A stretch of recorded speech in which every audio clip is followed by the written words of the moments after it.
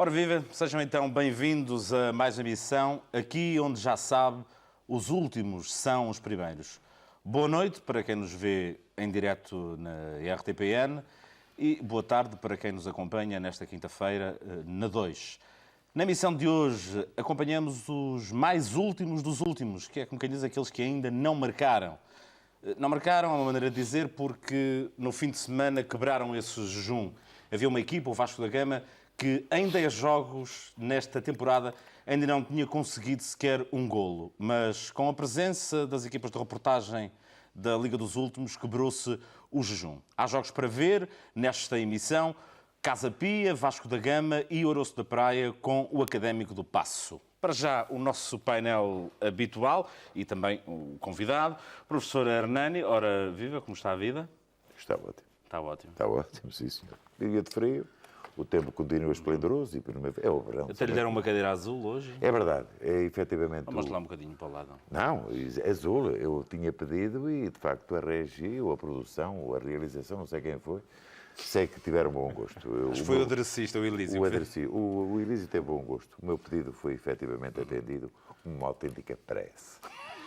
Olha, cadeira azul também ali para a ponta para o João Nuno Coelho, o nosso sociólogo de compensar serviço. a constipação. Uhum.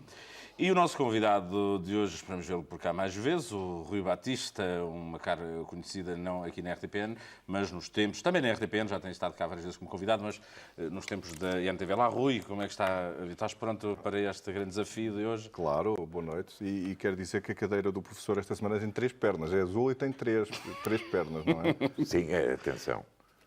1, 2, 3. Diga lá outra vez. Efetivamente. Não foi isso que o Rochenbach disse ao Não, um momento. Quer dizer, houve 45 minutos que foram um autêntico abalo sísmico no país inteiro. Efetivamente, causou alguma azia em personalidades importantíssimas, nomeadamente, sei lá, no Sr. Presidente da República, de que eu estimo muito, no Sr. Primeiro-Ministro, Santana Lopes, no meu querido amigo Dr. Jorge Coelho e Dr. Ferro Rodrigues, gente fina, no meu grande amigo João Maraga. São coisas que o futebol tece. Efetivamente, estou contente. A segunda parte do Futebol do Porto foi, de facto, demolidora. E, entretanto, não desgostei da primeira parte do Sporting. Foi um bom clássico, é verdade. E, atenção, o Dr. José Peseiro, o meu querido colega, que eu estimo e sei que é uma pessoa muito competente, é que não confunda caráter com indisciplina grave. O rapaz, o brasileiro, o Rochenbach, efetivamente, quando passa no banco, ele diz que sim, senhora, que ninguém gosta de ser substituído. É verdade, ninguém gosta. Nem na direção dos jornais, quanto mais não. Agora, o jogador que passa pelo banco, e agora vem com uma desculpa esfarrapada, que estava a condenar-se à autocondenação, autoflagelação. Eu estava-me a condenar a mim próprio. Ia para o balneário, dava com a cabeça na parede 3 vezes, 2 pontapés no banco e aquilo passava. Agora, passar em frente do banco e, efetivamente, num ar de majestático e de grande desprezo. Dr. José Peseiro, atenção, uma coisa, caráter pouco, indisciplina muito, e a indisciplina é, efetivamente, a leucemia, é o cancro que começa a minar as grandes equipas de futebol.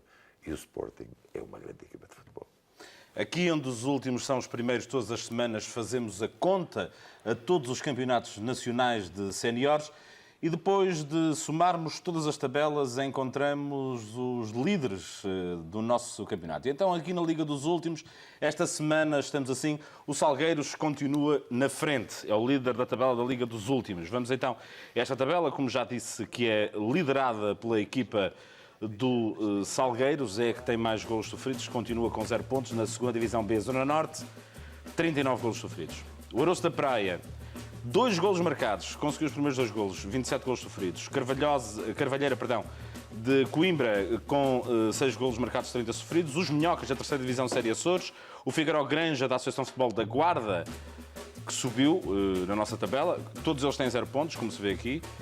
Sexto classificado, Nazarenos, terceira divisão Série D, manteve o seu lugar. 10 golos marcados, 26 sofridos. Fazendense, terceira divisão Série E. Santo Aleixoense, isto é uma estreia da Associação de Futebol Porto Alegre. Moitense, a Associação de Futebol de Aveiro, o Carregal do Sal, da Associação de Futebol de Viseu. Também uma estreia nesta tabela. Piores ataques, apesar de tudo, Vasco da Gama, e aqui já se desvenda um pouco do mistério, que conseguiu o primeiro golo neste fim de semana, ao fim de 11 jogos.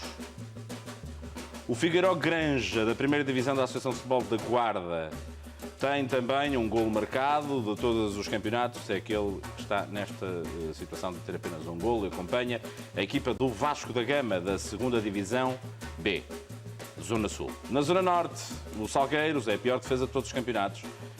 39 golos sofridos, como já tinha dito. Goleada da semana. Segunda divisão, Série 2 da Associação de Futebol do Porto. Livração 9, Montezelo 0. Ainda são resultados que vão acontecendo nos futebols e por esses campos. Vamos então a um dos jogos que acompanhamos neste fim de semana. O jogo entre o Casa Pia e o Vasco da Gama. Não era um jogo qualquer. Para o Vasco da Gama era mais uma final, já que 10 jogos seguidos sem marcar um único golo. Desta vez era o tudo ou nada, mas jogavam contra o primeiro classificado.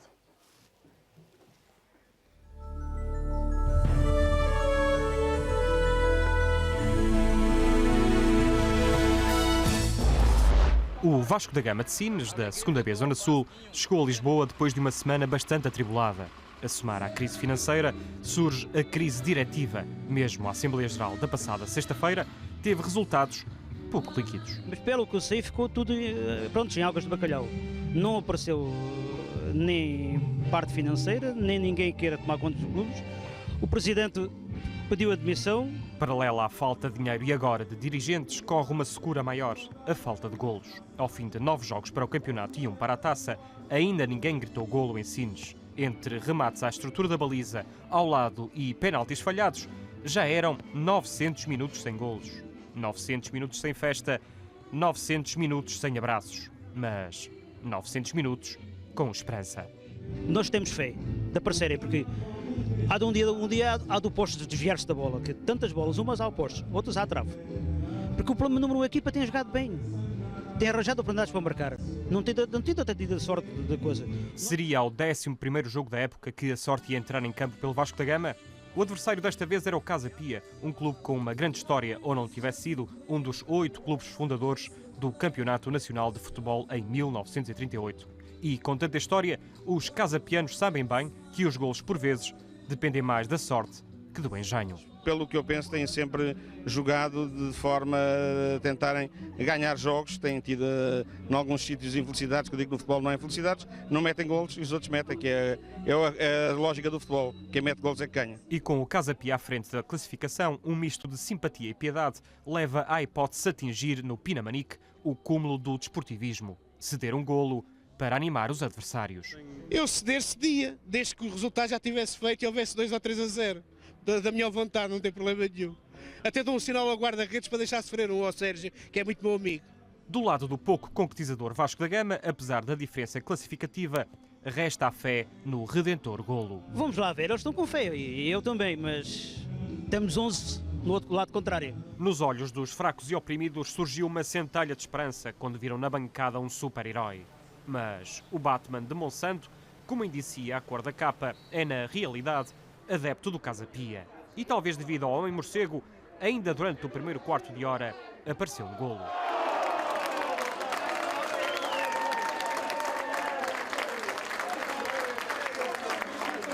É um golo, mas não o golo, o ansiado golo do Vasco da Gama, que teimava em não aparecer.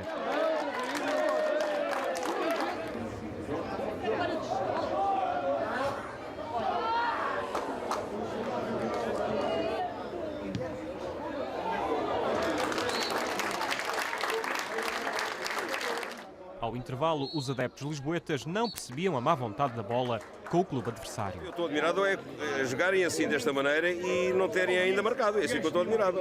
O golo é a festa do futebol e os verdadeiros desportistas querem a festa. Acho que estão a jogar muito bem. Os ataques deles até são coerentes. Jogam bem a bola.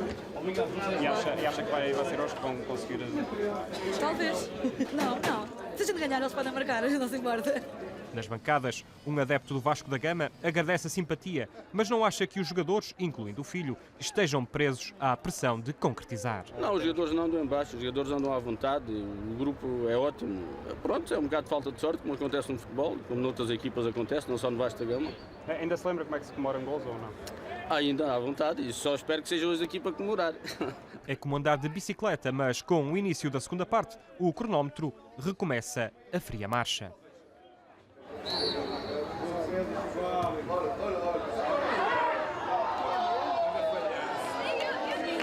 Ao fim de 951 minutos, o Vasco da Gama marca o primeiro gol da época. Motivo mais que suficiente para comemorar, mesmo que 21 minutos depois, o Casa Pia confirmasse o favoritismo.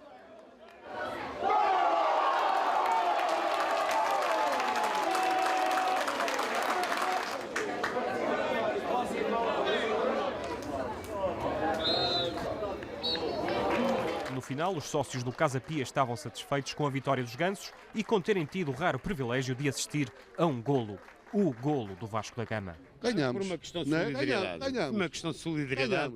Que eles também merecem marcar um golinho e não estarem na situação em que estavam de não marcar um golo, e apesar de estarem no último lugar. Mas por mérito próprio que por solidariedade alheia, o Vasco da Gama terminou ao 11º jogo da época a dieta de golos. Seria importante saber o que levou a esta fome para que a história não se repita, mas o treinador não encontra explicação. Em 30 anos que tenho de futebol nunca tinha visto uma coisa destas, portanto basta ver. Desde falhar penaltis e depois as recargas à barra, tivemos em 2 jogos conseguimos mandar 7 bolas entre os postos e as barras, não é?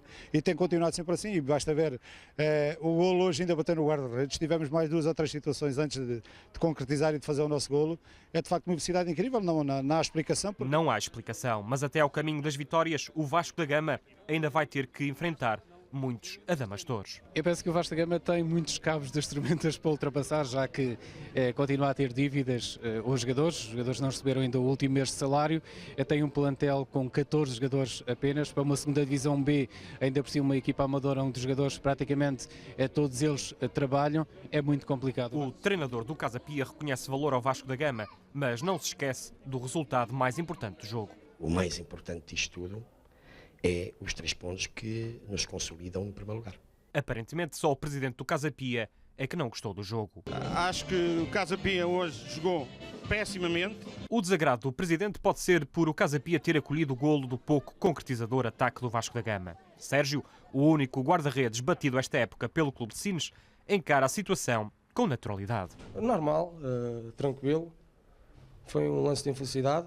Aconteceu, mas é continuar a trabalhar. E para cada guarda-redes triste, há um atacante feliz. Micó, o homem gol de Sines, é a cara da felicidade. Porque o Vasco da Gama pode não ter ordenados em dia, nem sequer direção, mas já tem o mais importante do futebol, o golo.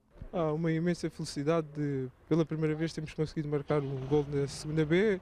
Apesar de termos estado bem nos últimos jogos, não temos conseguido finalizar, e agora com este gol esperemos que nos dê ânimo e que a gente consiga fazer um resto de campeonato ao nosso nível. O Mico conseguiu fazer com que acabasse o João. Rui Batista. Sim. O Sérgio foi amigo, o guarda-redes do Casa Pia. Eu, ao princípio, quando vi largar aquela bola para a frente, eu pensei, mas o Ricardo está a jogar. Depois é que olhei outra vez e afinal não era o Ricardo, era mesmo o Sérgio. Mas podemos, enfim, definir aquela jogada do golo do Vasco da Gama, que finalmente encontrou o seu caminho para a Índia, a 11ª jornada, como uma ricardada, não é? É uma ricardada, é uma oferta ao ponta de lança do Vasco da Gama, um Mico, que conseguiu finalmente. Doutor Rui Batista. Diga, Sr. Professor. Eu agradecia que Vossa Excelência interrompesse a sua comunicação. Não vá o Ricardo telefonar outra vez para o estúdio. Sim, João. Se a telefonar, a gente põe no ar, não? Estava a tentar ver a coisa pelo outro lado. Porque o Mico deve ser um homem verdadeiramente satisfeito neste momento. Porque se o Fernando Gomes disse que um golo era como um orgasmo, um golo destes, imaginem. Sim, à espera, depois de 11 jornadas à espera, deve ter tido um significado profundo. Não é precoce. Pois, mas essa do orgasmo, essa do orgasmo paga direitos de autor. Pois, ele disse. Eu citei. Ele citou. Isso é fundamental. Se formos ver a bibliografia... O orgasmo é do Sr. Hernani Gonçalves. Sim. O orgasmo do Fernando Gomes, portanto, é do Sr. Professor Hernani Gonçalves. É seu? Não, não é meu. Eu não sou fabricante de orgasmos. E ainda dizem que os homens não fingem orgasmos. Não, podem fingir. Isso dos sociólogos, isso é com o meu amigo Dr. Júnior Machado Vaz. É que sabe disso. Não é hoje, é um bocado mais tarde. Mas Esta coisa... Quem nos ouvir, na excelente audiência que a gente tem, nós até parecemos os profetas da desgraça. Com o que não somos. Não somos, exatamente porque tenho um pensamento muito simples. O meu registro político nunca foi o do Sr. Mao Tse-tung, do maoísmo. Nunca foi. No entanto, através da sua filosofia revolucionária, há efetivamente um pensamento interessantíssimo dele, que eu li quando estava na faculdade há 40 anos, que diz: a derrota é a mãe da vitória. E foi assim, com este espírito revolucionário, que ele fez a grande revolução do século XX. Efetivamente, há aqui algumas coisas interessantes. O Sr. José Gomes, diretor do Vasco da Gama, tem que ler o livro de São Cipriano. E tem que fazer exorcismos. Ele já vê postos a desviarem-se. Não, ele diz que um dia oposto. É uma bela metáfora. Mas é curioso porque é de facto uma bela imagem. E eu ia dizer isso exatamente aqui. 7 bolas no poste na barra, é verdade. Penaltis falhados. A primeira tentação que eu tive quando ouvi isso foi dizer ao diretor do Vasco da Gama para ir à bruxa, não é? Como se dizia antigamente. Ou então convidar o Alexandrino para ir ver o jogo, como alguns clubes têm feito. Ou alguns adeptos, alguns grupos de adeptos. Mas eu aconselhava, não por experiência própria, mas diziam os livros, sobretudo a partir da Idade Média, pondo nas balizas 2 sapos mortos e 3 moedas de tostão, parece-me que aquilo que dá sorte. Não me diga que foi o António Oliveira que lhe ensinou. Não foi o António Oliveira. E além disso, havia um complemento interessante nisto, dentro do contexto das bancadas. Havia efetivamente o homem morcego super-herói. Mas esse era adepto do Casa Pia. Exatamente. Estava para agoirar. Foi efetivamente o antagonismo do Bruxedo. Ele estava a pagar o Vasco da Gama. Exatamente. E, entretanto, uma grande referência ao Casa Pia. Sem dúvida. Um grande clube. Fundador do campeonato nacional. E mais do que isso, foi graças ao Casa Pia e ao curso dos Correios na Casa Pia, com o nascimento do futebol em Portugal. Desenvolveu-se também o futebol na Casa Pia e foi através dos ex-alunos da Casa Pia que foram trabalhar realmente nos Correios, um pouco por todo o país, que levaram e disseminaram o futebol. E basta dar alguns nomes fundamentais do futebol em Portugal, como o Cândido Oliveira, como o Ribeiro dos Reis, Fernando Vaz, o primeiro grande guarda-redes português, o António Roquete, foram todos ex-alunos da Casa Pia. Muito bem. E estiveram na fundação do Casa Pia em 1920. Doutor, digo-lhe uma coisa, já valeu a pena o programa porque eu aprendi o que você disse. Olha, muito bem. O Cheinho também veio de lá, por exemplo. Esteve no Porto. O Cheinho, no Porto, eu penso que está. E muitos mais. E muitos mais jogadores. É um alfobre de grandes jogadores e, efetivamente, tem uma projeção no ponto de vista pedagógico. O Casa Pia é, de facto, um clube marcante em Portugal.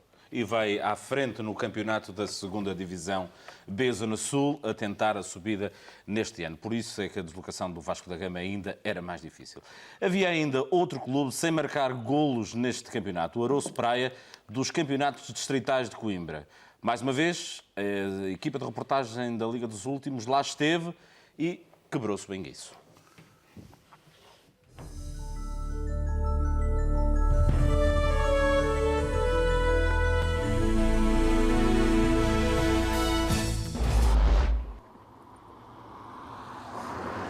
Esta estrada bonita pintada pelo outono leva-nos ao campo do Arouço Praia. A equipa de Foz de Arouço, a 6 km da Lousã, continua a honrar a Liga dos Últimos. E foi exatamente por essa razão que visitámos o jogo entre o Arouço Praia e o Académico do Paço. No final da aldeia e mesmo em frente ao campo de caça fica o Campo do Arouço. Clube com muitos pergaminhos, mas nesta época com 0 pontos. Miúdos ainda são novos, não é? Não tem calo. Então tivemos aí equipes que chegámos aí, agora não temos cá nada. É assim, está tudo assim. E o treinador? O treinador, ele também não tem que treinar. Há uns rapazes bons, mas todos enchem-se de vaidade e não querem saber. Porque antigamente tu tinha amor à camisola e tudo jogava. Cá de fora tínhamos uma equipe que era tudo aqui de fora da Lausanne, agora não. Por esta altura, o adversário Académico do Paço, filial número 1 da Académica de Coimbra, já ganha por 1-0. Mas David Gouveia, treinador da casa, não desanima. Ó Vitor, vai de cabeça, caralho! Vitor, entra de cabeça, porra, pá!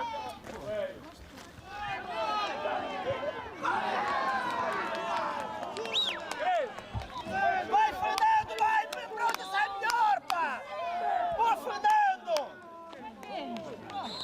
Mas Foz de Aroce não é só famosa porque tem uma equipa mal classificada. No meio da aldeia, o monumento à memória do combate da Foz de Aroce, em 16 de março de 1811, um episódio da terceira invasão francesa, conhecido por todos, ou mais ou menos. A Batalha de Foz de Aroce, sinceramente não sei. Sei que a parte monumental é na beira do rio, 1914, se não estou em erro. Onde está a beira da ponte, do lado de lá, da parte de lá, está a invasão dos franceses. Aí, se ver a data, está no livro da 4ª classe, antigo, dos anos 60. Já, não estou a brincar. Está lá no livro da 4ª classe. Eu aprendi, foi na 4ª classe, não veio aqui. Quando os franceses vinham, falsearam na ponte. Depois, os que conseguiram safar, subiram aquela costa e estavam lá naquele alto e acabaram lá com o resto. É isso que eu ouvi dizer. Acabaram com o resto, como assim? Limparam os franceses, morreu tudo ali, acabou tudo ali. Ali já não há mais nada. Olha, aqui a equipa... Dizem os antigos que o sangue colheu no rio, cavalos e tudo, aquilo que eles falsearam na ponte que iam a passar, ali param tudo. E eis que entre tiros de canhão e meias conversas, o Académico não perde tempo com histórias e marca o segundo golo da partida. Depois do terceiro golo do Académico, a pausa do intervalo e a caminho do balneário, a equipa anseia pela palestra. Vamos ver, é o que eu estou a dizer, por incrível que pareça, pá, é dos melhores jogos que estamos a fazer, pá. Por azar, faltou-nos concentração na altura certa. Eles fizeram 3 remates à nossa baliza, 3, pá. E marcaram 3 golos. Chutem, pá, façam o vosso melhor. Vamos jogar e ao fim cá estaremos para falar do resto. Vamos embora, levante a cabeça, pô! Vamos lá, viral, cara! Vamos lá, cara! De regresso ao jogo e partindo do princípio que o Rio Ceira nunca foi praia, perguntamos de onde vem a denominação do clube de Foz de Aroce. E por incrível que pareça, o clube sede também não está em bons lençóis. Foi essas pessoas que vinham cá muitas vezes passar o verão portanto, que incentivaram a criação daqui de uma equipa, portanto, para passar tempo, não sei o quê. Depois eu tenho que havia uma pessoa que estava ligada, que bem frequentava aqui a Foz de Aroce, que estava ligada ao Estoril Praia, adepto ou antigo diretor, não faço ideia, e que realmente pediu colaboração ao Estoril Praia, no sentido de eles darem para aqui alguns equipamentos, botas e coisas assim, que na altura nós não havia nada, não é? E daí nasceu o nome, o grupo se pediu Aroce Praia. Memorável será o primeiro gol da época do Aroce Praia, que ficou na nossa retina, mas não na nossa cassete. E a registar também a subida da moral da equipa da casa, o treinador David faz entrar velhas glórias para reforçar o plantel. Gaddafi é uma delas. Com a entrada de Gaddafi, o Académico também substitui, mas Florentino, o atleta substituído, não gostou da opção do seu treinador. Foi um desabafo, mas pronto. Acha que ele tem assim meninos bonitos, favoritos, né, dentro da equipa? Acho que sim, tem. Mas não vou entrar em polémicas. Já jogo há 10 anos, é o 11º ano que eu jogo neste clube e já conheço muito bem os cantos à casa. Então e qual é a sua especialidade, Sr. Vítor? É tocar isto. Foi por isso que apareceu aqui no jornal? Foi. Tocador, Sim, um tocador muito especial, diz aqui. Só com 2 paus de madeira consegue acompanhar qualquer música, não é? E não acompanha rock? Qualquer um.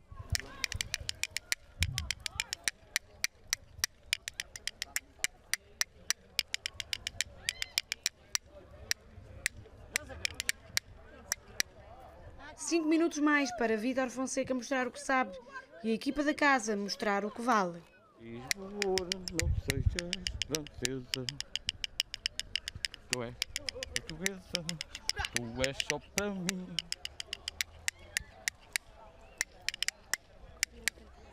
E o que é que estava a cantar? O que estava a cantar? O que é que estava a cantar? Agora, outra base, só que for o arranjo. E é então que a esperança renasce no Arousa Praia. Um penalti a seu favor e o atleta vai ter que marcar. A equipa ainda corre para fazer o terceiro golo, mas o árbitro dá o apito final.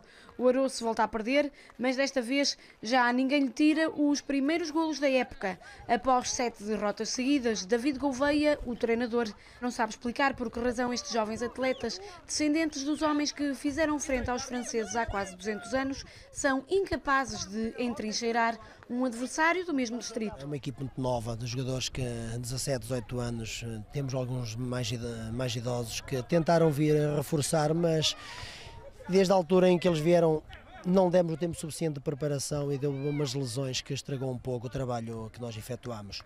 Penso que o querer deles vai melhorar e nós iremos a algum lado, se Deus quiser. Lá dentro, no bar, a solução para todos os males está prestes a ser engolida. Cá fora, Vítor Gouveia ainda anda às voltas com o Jornal de Trevim. Diz aqui, em Garoto, o seu entretenimento preferido consistia em juntar duas canas e friccionar tentando emitir sons.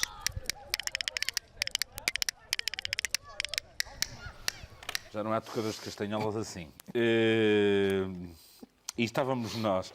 Podes rir-te, Rui. Podes rir. Eu acho fantástico. Os talentos que se perdem por esse país fora, que nós desconhecemos, acho que um programa só para descobrir estes talentos merecia prime time. E de que estamos nós. Então, é uma descobrir alguns destes talentos. Mas vamos começar agora pelo João Nuno Coelho, ali pela ponta. João, queres abrir as hostilidades por onde? Olha, para já não há fome por onde é fartura. Tantos tempos sem marcar, o Arousa Praia consegue 2 golos. E temos um, já não é mau. Não, e o que eu penalti é sempre a garantia desta peça é que, apesar do interesse dos 2 golos, houve muitos outros motivos de interesse. Desde a história, à música, e também essa é a beleza do próprio programa, é que sabemos tocar vários instrumentos. Exato. Além, a outra ilação que eu tiro daqui é que realmente o importante é praticar desporto. Realmente o mais importante é praticar desporto.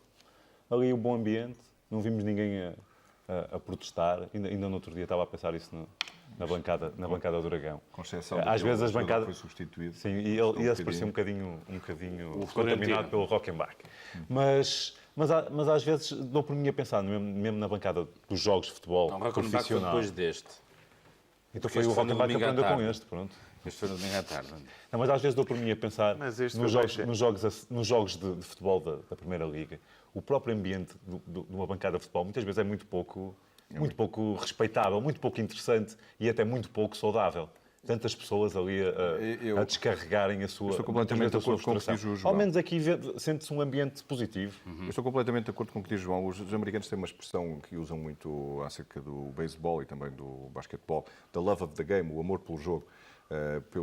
E eu acho que o que se encontra nestes campeonatos das distritais, campeonatos de divisões inferiores, é o amor pelo jogo, que leva a que 22 jogadores se encontrem num campo com aquelas condições, que persigam uma bola, que tenha gente a assistir. Estava lá um senhor a assistir dentro de um Mercedes branco, com o braço de fora e tudo, no domingo à tarde. Esse pertencia à SAD. À SAD, certamente. Era assim. Que era o box office. É o amor pelo jogo. E eu acho interessante, porque eu, ainda há pouco, quando estávamos no microfone fechado, estava a dizer, eu já joguei neste campeonato. É verdade. Tenho um passado glorioso como desportista nos distritais, não é? E tu jogavas a ponta de lança? Eu jogava a ponta de lança no glorioso sexto de mira. E contou-nos aqui o Rui, que era o Manique. Ele era o Manique. Sim. Nos tempos, mas eras um Manique moreno. Não ganhava, era como ele. Moreno. Era um Manique moreno, era alto, jogava bem de cabeça, diziam, não é? E ao ver estas imagens, ao intervalo, aquele sermão do treinador, recordei-me desses tempos em que íamos treinar 2 vezes por semana em condições miseráveis, treinava de sapatilhas, andava sempre com os joelhos arranhados, porque cair num pelado de saibro é difícil. E, no entanto, ao ver estas imagens, recordei a alegria que eu tinha em ir jogar, o prazer do jogo, que eu acho que hoje em dia se perde. Então, nos campeonatos profissionais se perdeu definitivamente, porque hoje em dia se vê mais o prazer do cifrão, o prazer da projeção pública, de declarações aos médias, de ser conhecido, tratar da vidinha. Perdeu-se um bocadinho. Quando esse prazer se reencontra em campo, normalmente assistem-se a grandes jogos, grandes jogatinas. Professor, eu anotei aqui uma expressão, agora virando isto um bocadinho para a história, um senhor que dizia ali, o sangue coalhou o rio. Sim, é verdade, mas antes disso, o Dr. Rui, efetivamente, perdeu-se provavelmente um jogador que não passaria do anonimato e ganhou-se um grande jornalista. 1,86 m. Sim, não é nada mau. 100 kg de peso, não está efetivamente, o Jornal Público está satisfeito. Foi a contratação do século. E a senhora da pensão também. Também está satisfeita. Isto é uma maneira de dizer. É uma maneira do povo. Ora bem, isto quer dizer o seguinte. Não sabia que, efetivamente, o Estoril, gente do Estoril, gente que tinha uma certa vanguarda, uma aristocracia, que ia passar férias, provavelmente ao Foz do Ouro, que trouxe o futebol. Para desfrutar dos bons ares de Coimbra. Dos bons ares do Foz do Ouro. Exatamente. Do ponto de vista histórico, também não sabia isso, que efetivamente as invasões francesas foram travadas ali com grande heroísmo, com um grande poder. General inglês Wellington. Exato, com um grande espírito de sacrifício. Comandante das tropas portuguesas. Um quartel-general do Bussaco. Efetivamente. Foi a terceira invasão já, preciso. Exato, o Napoleão, os franceses não desistiam assim, não era? Celebrou-se agora em setembro, foi no mês de setembro, passou mais um aniversário sobre a sangrenta batalha do Bussaco, que se estendeu durante dias por diversas comiadas, e em que morreram 3.000 soldados da coligação anglo-portuguesa. E todos os anos se faz essa peregrinação, essa recuperação dessa memória no Bussaco. Uma cerimónia muito bonita, que eu aconselho. E passa a tradição ao ponto de, provavelmente, a lenda exagerar o feito, dizia o senhor, que o sangue coadou no rio. Portanto, aquilo seria, em termos atuais, e não faço humorismo com isto, provavelmente um Iraque para muito pior. O sangue a colher no rio... Bem, já temos um Gaddafi, fica na zona. Exato, o Gaddafi já está a jogar futebol. Quer dizer, conclusão, e eu não estou a organizar que Deus tenha em paz o Sr. Gaddafi. Entretanto, há uma coisa importante muito rápida. Sr. Professor, não mata o Gaddafi. Não, Gaddafi, eu não mato ninguém. O Gaddafi está o Gaddafi está vivo. Eu sei, na Líbia, mas na sua atenção, tenda. Mas vai morrer, isso é grande. Não, o Gaddafi está vivo, mas já esteve meio atravessado. E ele safou-se, ainda bem, voltou para a civilização cristã e ocidental. Fernando, este será o filho do Gaddafi que ia jogar para a Itália? Será que ele baixou tanto? Bom, eu vou... Não, entretanto, há uma coisa. É verdade. Ia jogar um filho do Gaddafi, ia jogar falamos aqui hoje já falamos de orgasmo, já falamos de Conselho Internacional. Tem que avançar. Deixe-me só dizer, o filho do Gaddafi, de facto, 10 segundos. Esteve no campeonato italiano, treinou, mas teve um problema. Acabou no Euro. Teve um problema do doping detectado num treino e abandonou e regressou à Líbia. Entretanto, também se diz agora nos jornais, para minha estupefação, tudo é descendente do Afonso Henriques, até o Bush dizem que é descendente do Afonso Henriques, que somos todos. No entanto, provavelmente, Eu diria mais, professor, que o Bush é descendente de um penedo onde o Dom Afonso Henriques uma vez se sentou a descansar. Mas isso é a minha opinião. Pronto, isso é um grande vitante para a gente passar à fase... Aqui nesta zona talvez haja muitos descendentes de Luís XV e de Napoleão. Provavelmente. Porque, efetivamente, os franceses eram terríveis nos saques. Como eram também. Violentíssimos. Eram bárbaros. E também, que era a pior coisa, incendiavam as povoações por onde passavam, matavam e violavam as mulheres. Coisa que era, naquela altura, um autêntico pecado. Hoje é um crime. Em que planeta é que você anda? Eu não estou a ver nada disso. Adiante, porque vamos agora... Olha, não vamos... Isto tem a ver com mulheres, mas não tem nada a ver com isso. Vamos ao Totó das Cabeleireiras, aos palpites desta semana. Não temos só futebol. Temos também aqui um cheirinho de política, porque há aí coisas interessantes que se avizinham para o ano de 2005.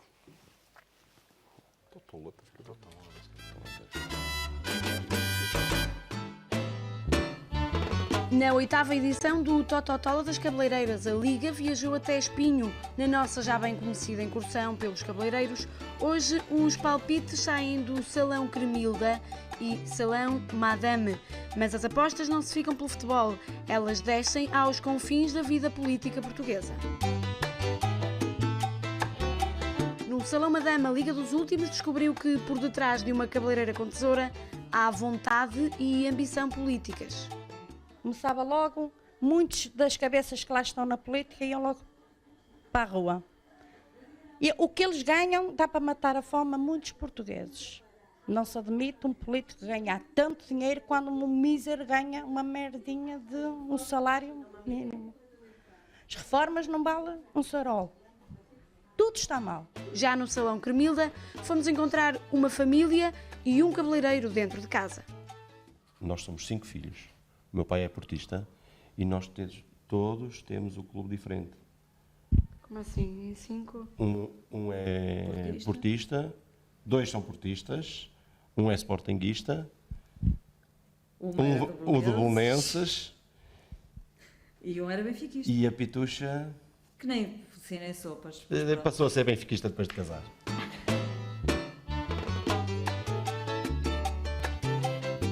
Vejo que tem aqui outros artigos, para além de artigos ligados ao cabelo. Para ver se junta algum. Este taparoés não é para meter na cabeça nem coisa que se pareça. Não. É para as clientes irem com seladinhas daqui. Para não levarem só os cabelos. Salão Cremilda. Mas no tapete diz Cremilde. Está engano. Está engano porque foi ela fazer. Porque muita gente chama-lhe Cremilde e ela é Cremilda. Por isso... E o senhor que fez o tapete cobrou? Cobrou e nós só demos por ela depois. Vamos conhecer então as apostas desta semana. Aroço Praia Académico do Paço. Em 1x2 ou... Exatamente. 1. Casa Pia Vasco da Gama. Vasco da Gama. Valenciano Salgueiros. 2. Porto Sporting. Eu sou sportinguista. 2. 1-0 ganha o Porto. Espinho Aves. Ganha o Espinho. Apesar de que o Espinho também tem andado assim um bocado a tremer. Mas pode ser que seja o Espinho desta vez.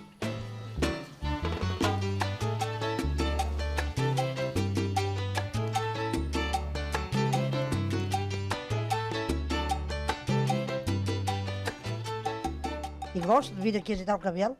Acho que é o cabeleireiro que gosto de vir ajeitar aqui o cabelo. Para estar bonita, para fazer o almoço, para fazer o jantar. Hoje para jantar, para quando o meu marido vier, para estar bonita. A senhora veio fazer o cabelo às batatas? Não vim visitar a bebê e vim com as batatas. Cada vez pagamos mais impostos e é uma miséria a gente deixar a trabalhar para o calo, para não fechar as portas, não é? Isto não se admite na política portuguesa. Há muita coisa mal, mas eu não quero falar mais nisso. Mas quer candidatar aqui à Câmara de Espinho? Olha que eu candidatava. Já estou muito coisa para isso, mas... Está muito coisa? Tenho a cabeça muito cansada, muito pesada, porque a gente passa a vida a fazer contas e não pode ser para andar de cabeça erguida, porque eu não devo nada a ninguém.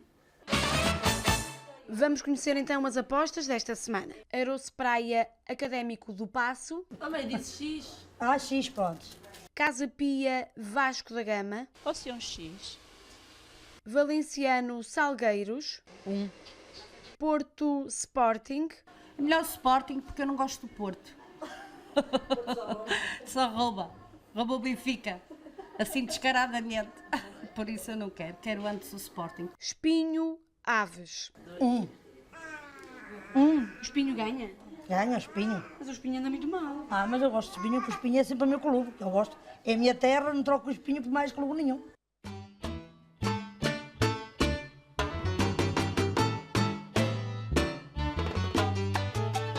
Vamos então saber os resultados dos jogos desta semana.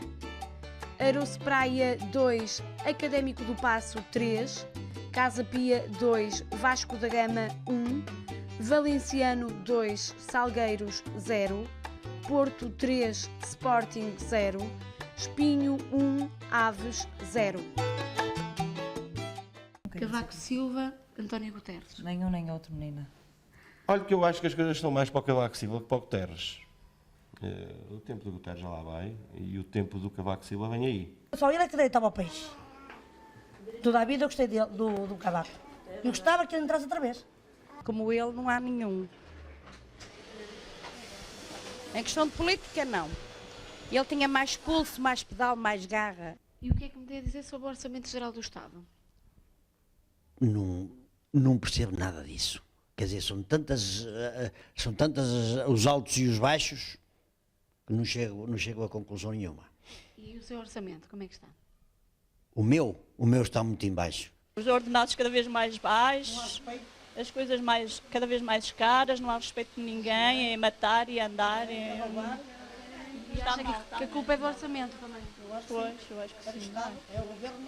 Pois, eu acho que sim. Eu sou um bocado crítico em relação ao Orçamento Geral do Estado. Continuamos em últimos na tabela classificativa. Bem, a propósito, continuamos em últimos na tabela classificativa. Professor, a sua análise. É a peça. Ninguém acertou no total. Portanto, agora vamos para 3 semanas. Vamos fazer acumular. Isto vai ser tipo Euromilhões. Quando isto regressar, vai haver aqui um triplo jackpot. Estou pouco a analisar. Portanto, tinha tantos apontamentos, pensei que quisesse. Não, é apenas os apontamentos. Os apontamentos deste senhor que falou agora, efetivamente, Jorge, do ponto de vista familiar, é uma heterogeneidade em relação ao futebol. E, efetivamente, tem todos os direito à diferença. São 2 portistas, não sei o quê. O outro é Sporting. Ele é Sportingista. O senhor Jorge emitiu a sua opinião. A Dona Conceição é uma mulher inteligente, mas sofrida. Ela, quando sai de casa, cai a Via Láctea e o sistema solar em cima. Porque diz que os políticos ganhavam muito. Exato. Bem, Dona Conceição, eu vou lhe dizer uma coisa. Andei por lá na política en passant, passageiramente. E isso não é verdade. Para mim foi uma autêntica desgraça, a passagem pela política. Esteve na Câmara Municipal do Porto como vereador. Sim. E esteve também no Parlamento, não foi? Não estive no Parlamento, que nunca fui para, também não quis. Não, mas o que digo, Dona Conceição, o político ganha muito mal. Ganha muito mal. E tanto é que ganha mal que eu tive que dar de frosques, porque senão nem que nada estava na miséria. Bom, não ganha bem político. Se me diz que há outros políticos que podem ganhar muita coisa, pronto, mas eu não estou nisso. Mas são extras. Entretanto, há aqui uma observação daquele senhor já com uma certa idade, mais velho do que eu, que diz, atenção, eu não percebo nada disso. Este homem tem uma imagem no seu subconsciente individual. Ainda julga cá a PIB. Eu não percebo nada disso. Não me incomodem com isso. De resto, no fundo, é o povo a falar. O povo é isto. O senhor até já estava a falar no Orçamento Geral do Estado. Pois, uma categoria. Toda a gente tem direito. Atenção, toda a gente tem. É evidente que sim. É evidente. João Nuno Coelho, alguma coisa a acrescentar? Passas a bola. A única conclusão a que eu chego é que realmente as cabeleireiras não percebem nada de futebol. É que eu acho que nunca vi ninguém acertar aqui um resultado. Isto é surpreendente. Até porque é realmente difícil, não é? Todos os palpites são afetivos. São clubes desconhecidos e tal, mas nem sorte têm. Isso é incrível. Nem sorte têm. Por isso é que é tão difícil ganhar o Tototola. Vamos. Eu gostei muito desta peça. Passa-se num cabeleireiro e o Sr. Professor sabe, o João também. Os cabeleireiros, ao pouco, estão a substituir as barbearias, que eram os locais de tertúlia habituais. E ainda não há muito tempo, no tempo dos regedores. Nós vamos diversificar agora pela igualdade. Os barbeiros eram das pessoas mais importantes das localidades. Regedor, barbeiro e padre. Eram normalmente pessoas letradas, eram normalmente pessoas informadas, porque tudo se discutia. Vai-se substituindo pelos cabeleireiros, hoje há os cabeleireiros unissex, qualquer pessoa pode ir a um cabeleireiro em vez de ir ao barbeiro, e eu fico contente de ver que neste cabeleireiro, Cremilda ou Cremilda, não interessa, se mantém ainda este espírito de tertúlia em que se discute tudo e não se discute nada. E há uma coisa que eu gostei de ver, que eu acho que os senhores que este fim de semana vão realizar em Barcelos, julgo eu, o Congresso do PSD, deviam ver esta peça com muita atenção. Porque numa altura em que parece que abriu dentro do PSD uma espécie de caça aos candidatos presidenciais com possibilidades de ganhar eleições, não é? Vê-se aqui o povo a dizer que afinal o PSD tem um candidato. O povo de Espinho. O povo de Espinho tem um Calma. candidato extraordinário. Espinho, que Ou até é do uma Salão autarquia, Gremildes. que até é uma autarquia Dá. socialista, tem um candidato Dá. extraordinário chamado Cavaco Silva, e aquele senhor disse com muita finura e muita leitura política. O tempo do Cavaco acabou, mas parece que está aí para vir outra vez. E o Rui Batista vai ter que voltar a ver a final de 87. Provavelmente. Chamado Return Back. É verdade, sim, senhor. Final de 87, provavelmente. Muito bem. Mais daqui a pouco nós vamos regressar à Lausanne, até porque esta quinta-feira é dia de São Martinho e por acidente tropeçamos numa feira de castanhas. Mas para já temos aí as ligas estranhas. João, o que é que temos esta semana? Ora, semana... que quadros é que tu nos trouxeste? Esta semana temos, deixa-me lá. Há umas pausas, não é? Aí, nos campeonatos que estão parados. Houve alguns campeonatos que não tiveram jornadas ou que não tiveram competição, que nos permitiu introduzir aqui umas novidades, como é o caso do San Giovanni, do campeonato de São Marino, que entra diretamente aqui para um lugar de destaque com 8 jogos e 8 derrotas, ou seja, 0 pontos, 8 golos marcados, 35 sofridos. Há que admirar a coerência. É verdade, sem dúvida.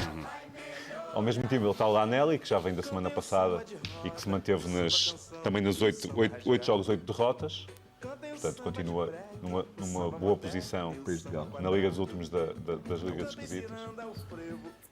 E o líder é o Safabaki, do Campeonato do Azerbaijão, que sofreu mais uma derrota, desta vez apenas por 2-1, mas o que não impede que lidere a tabela com 9 jogos, 9 derrotas. Se estivesse aqui o professor Cavaco Silva, diria imediatamente Safa, não é? Safa. A famosa frase quando falaram do orçamento. Safa. E é curioso o São Marino sabe que aquele é um bairro Gomes da Costa. Exatamente. É pequenino. Mas mesmo assim consegue ter um campeonato, acho que com 10 equipas, não é mau? Sim. É uma equipa para cada rua. Exato, para cada prédio. As coisas que eles sabem. As coisas que eles sabem, de facto. Não sabia. Pessoas viajadas é assim mesmo. O doutor tem coisas do outro mundo. De São Marino. São Marino. E agora vou aprofundar mais os campeonatos em África, para ver se trago algumas novidades. Em África deve haver muitas equipas que jogam descalças, não? Professor, vamos ao Magusto? Com certeza. Vamos ao Magusto. Magusto. É verdade. Prepararam para nós o Magusto. Temos uma, mas isso é só para ver, nem direito temos a cheirar. Não há jurupinga sequer. Há lá. Okay. Aqui não há. Na Lausanne, Feira da Castanha e do Mel, porque é São Martinho.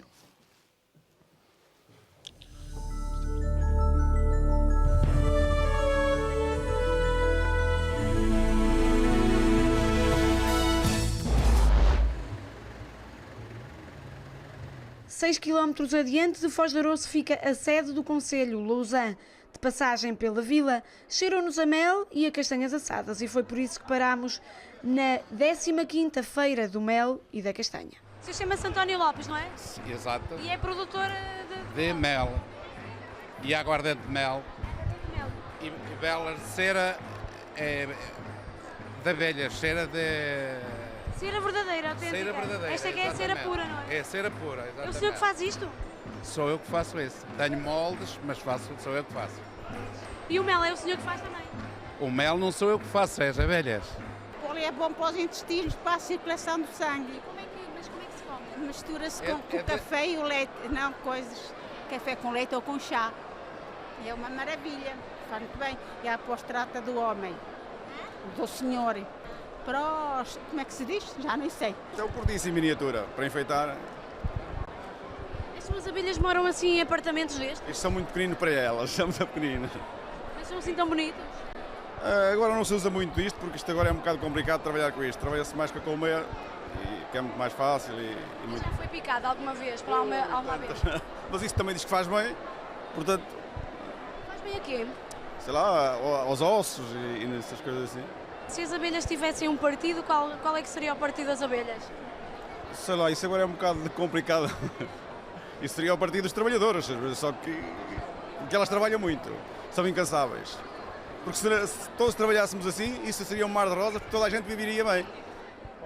O senhor tem aqui aguardente de medronho, é?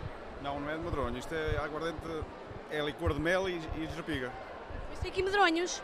Medronhos é enfeitar, e as abelhas também conseguem tirar mel e pólen dos medronhos.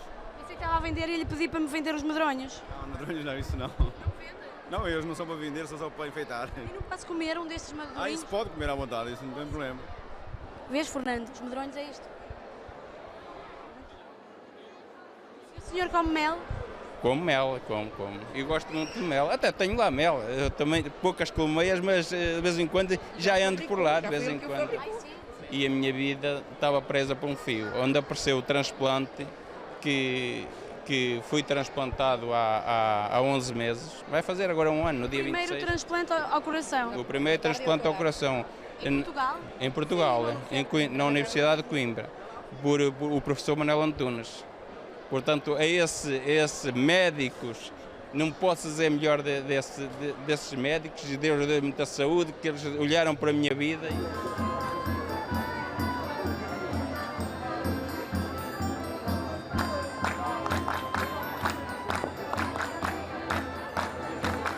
A senhora não quer descascar uma castanhinha aqui para o meu colega? Vá ver o que é que vai sair daqui. Também quer uma para si? Ó, toma lá outra. Estão um bocadinho queimadas. Estão quê? Queimadas. Vezes ao lume, não sabe como é que é? Estou-se no forno, olha, toma lá. Quentes e boas. Quem? As castanhas quentes e boas.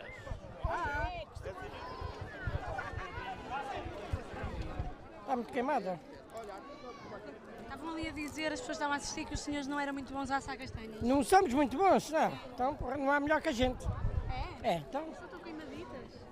Todos os anos. Todos os anos assamos perto de 10 toneladas de castanhas. Aqui, 10 toneladas? Sim. Ai, se calhar tem um zero a mais. Dá-me duas castanhas, faz favor. Porque as castanhas foram poucas, não chega para todos. Ah, está um bocadinho crua, está. Castanhas. Olha, ou está crua ou está queimada. Mas quem é que fez isto? Não são profissionais a assar castanhas. Pois não. Quem é que Todos os anos é assim.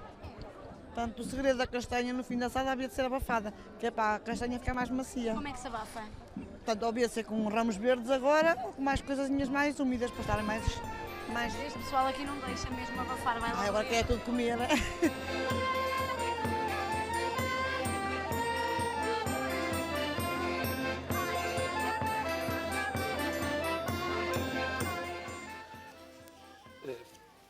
As coisas que a gente fica a saber. Eu não sabia que tinha que se pôr um pano úmido ou qualquer coisa no fim de assar as castanhas quando é assim numa fogueira. E, portanto, estamos no São Martinho, ou pôr ramos verdes para elas ficarem mais macias. Não sabia. Por isso é que elas ficam duras. Sempre a aprender.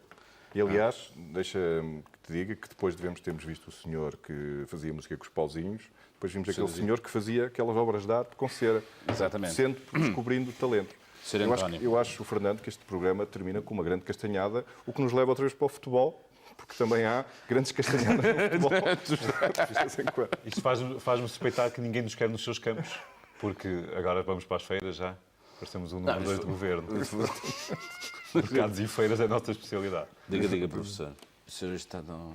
Não, eu apenas digo que, efetivamente, isto representa estas feiras tradicionais. É a grande evidência. O que é que o espantou mais, professor? Eu fiquei ali espantou surpreendido mais, com algumas efetivamente, sobre os poderes da cera. Não, há uma sessão filosófica de um senhor que interviu na peça em que diz... em que a jornalista diz, sei lá, politicamente isto de ser... Eu seria do Partido dos Trabalhadores. Efetivamente, o trabalho de uma colmeia é um trabalho fantástico, que se diziam os cientistas a analisá-lo. Em relação exatamente ao que se passou, a riqueza do povo português, a riqueza da alma, da emoção, da simplicidade. Estes cantares, eu gosto muito disto. Também, professor. E depois, efetivamente, isto está tudo envolvido, infelizmente, na Helena, chamada iliteracia, o chamado analfabetismo funcional, que eu gostava que o Portugal, de uma vez por todas, começasse 10 segundos, a libertar-se desse jugo. Analfabetismo funcional. Uma pessoa que lê um jornal, chega ao fim e não sabe o que leu, não o compreendeu. Isso é dramático. Professor, eu tenho pena de não ter uma castanha para lhe dar. Não, o programa está a descer. Porque há 2 anos O Magusto fazia só ver. Isto agora é tudo ficções. Com a aguinha. Hoje o É. convidado de honra foi o Rui Batista, jornalista e cronista no Público. O João Nuno Coelho está de volta para a semana. A professora Ana Gonçalves também. Boa noite para quem assistiu aqui na RTPN. Boa tarde para todos os que nos seguem nesta quinta-feira na 2. Até para a semana. Boa noite. Boa noite. Ou boa tarde. Até amanhã. Boa tarde. RTP2.